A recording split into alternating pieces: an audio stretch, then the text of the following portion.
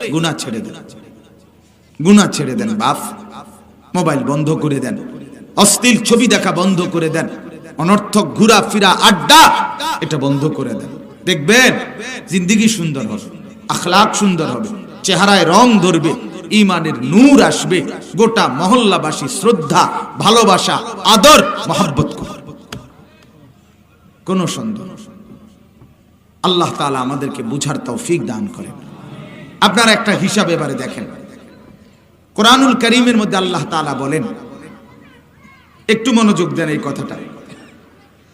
আল্লাহ তাআলা বলেন, ওয়ামা খালাকতুল জিন্না ওয়াল ইনসা ইল্লা লিয়াবুদুন, আমি আল্লাহ মানুষকে এবং জিনকে বানিয়েছি শুধুই আমার ইবাদতের জন্য।